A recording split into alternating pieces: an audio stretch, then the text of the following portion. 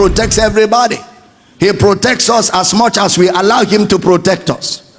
You didn't hear that? God protects us as long as we allow him to protect us.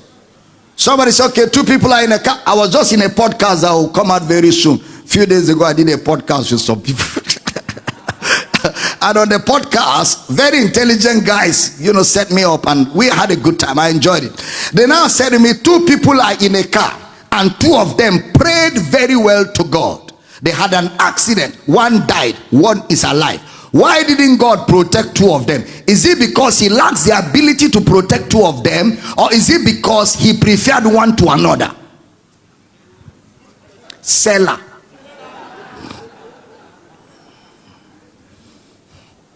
Smart guys. And I said to them, thank you for that question, because that helps me to explain a few things here. It's not because God lacks the power to protect 2 of them.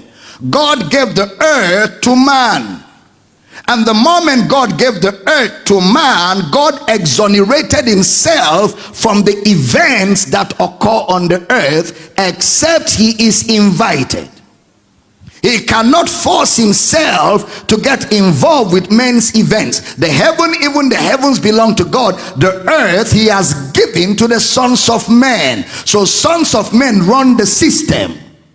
From politics to transportation, to science, to technology, to agriculture, to interpersonal relationships, to production, which is like childbirth. All that is run by men.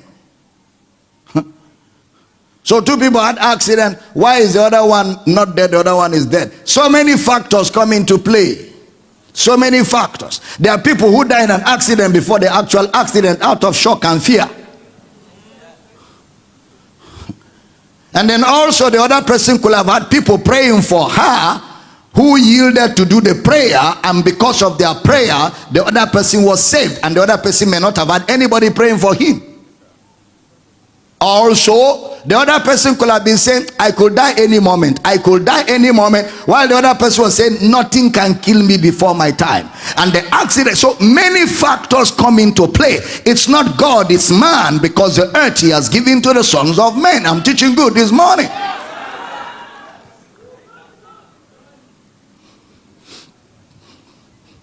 Let's get back. So, when we talk about the promise of God, it is not a covenant, because the Macmillan and Webster's dictionary define covenant as a pledge, a vow, an agreement between 2 or 3 parties to carry out terms.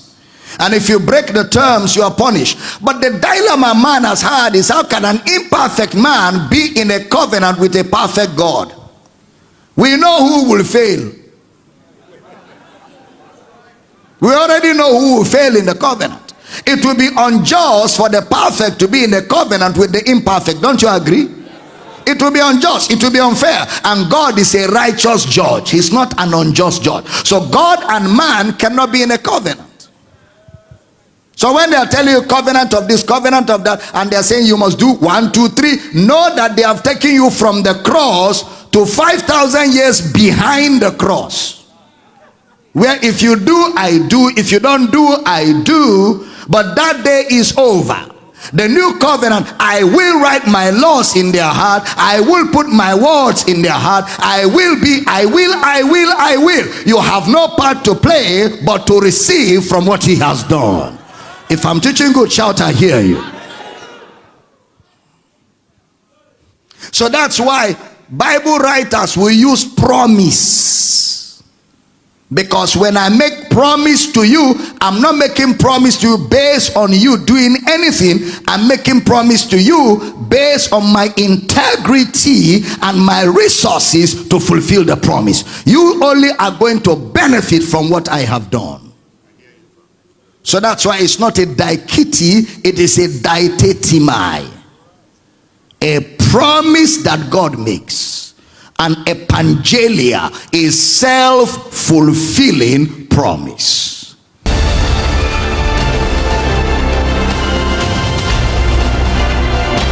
If you're blessed by this message, hit the like button, let us know in the comment section, subscribe and share the gospel to others.